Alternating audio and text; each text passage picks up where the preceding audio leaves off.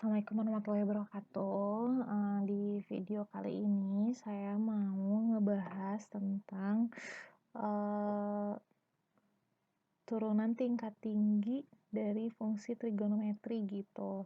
Turunan tingkat tinggi itu kan artinya setelah diturunkan yang pertama, dia bisa turunan lagi jadi turunan yang kedua, ketiga, keempat, dan seterusnya. Tapi biar nggak bingung, saya mau langsung kaitkan dengan aplikasi turunan tingkat tinggi itu di grafik gitu. Jadi kalau misalnya saya gambarkan mind map-nya di sini, jadi turunan itu awalnya kan dari fungsi biasa, dia bisa kita cari turunan pertamanya gitu. Bisa juga nanti dicari turunan keduanya. Nah, sekarang kita fokus di turunan pertamanya dulu. Nah, misal nih ya, saya punya fungsinya, kita akan gambar dulu grafiknya. Saya buat grafiknya itu Y sama dengan, oh ya, ini kan saya buat gambarnya di GeoGebra ya. Ini kan karena kita mau bikin grafik trigonometri, jadi si sumbu X-nya mesti dalam bentuk radian, dalam bentuk V. Kita klik kanan, pilih grid, jadi muncul kotak-kotak. Terus pilih grafik di GeoGebra-nya. Nanti ubah x-aksisnya, distance-nya, jadinya nggak pilih ya V per 2, atau biar lebih kecil, lebih jelas V per 4 gitu. Di HP juga sama, tinggal ubah aja tuh, jadi satuan X-nya jadi radian, satuan Y-nya mah tetap. Ini saya mau gambar Y sama dengan fungsinya sin X ditambah cos X gitu. Nah, inilah grafiknya. Nah, kelihatan ya, ini grafiknya. Nah, apa hubungannya dengan turunan pertama? Nah, kalau misalnya saya punya fx-nya itu adalah x cos x.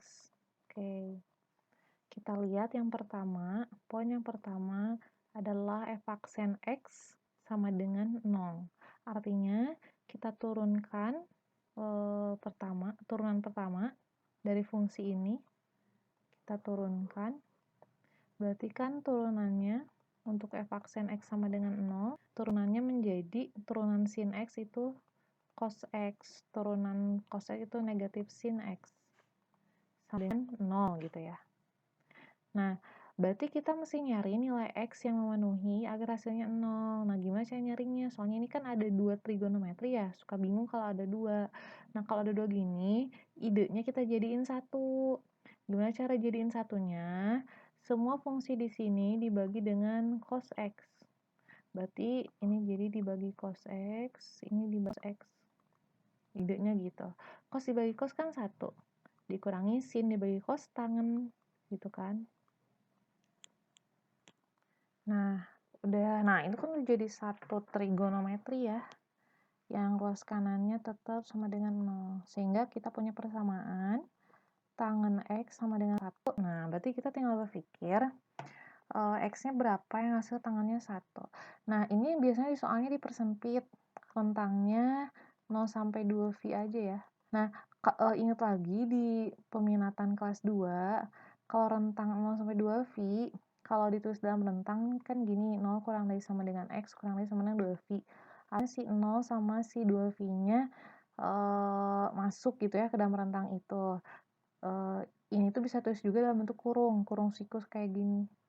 Tapi kalau kurungnya kurung biasa, 0 sampai 2V, nah ini tuh artinya 0 kurang dari 2V.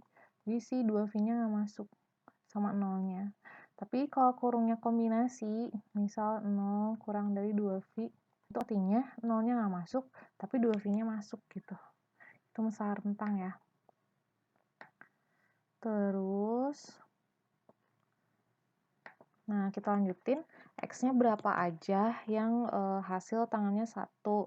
Tangan berapa yang hasilnya 1? 45 kan. Gitu. Terus berapa lagi X-nya? terus X-nya tuh selain 45 yang hasilnya 1 itu tangen 225 ya, yang di kuadran 3. Kalau ini dalam bentuk radian, itu tinggal diubah aja. Jadi ini V/4, yang ini 225 derajat itu kalau dalam bentuk radian 5V/4. Nah gitu. Sekarang coba kita lihat di grafik. Kalau di grafik, apa itu V/4 sama 5V/4? Kalau kalian lihat V/4 nih, ini. Kalau di grafik apanya? Ini nih. Ini kan. Dia posisi untuk titik ekstrim. Gitu. Jadi artinya kegunaan f(x) sama dengan 0 itu dia tuh menandakan posisi titik ekstrim suatu grafik gitu kesimpulannya. Ngerti nggak? Jadi saya arahin langsung ke gambar tuh biar kelihatan. Jadi f(x) sama dengan 0 tuh menunjukkan posisi titik stasionernya. Gitu ya. Nah sekarang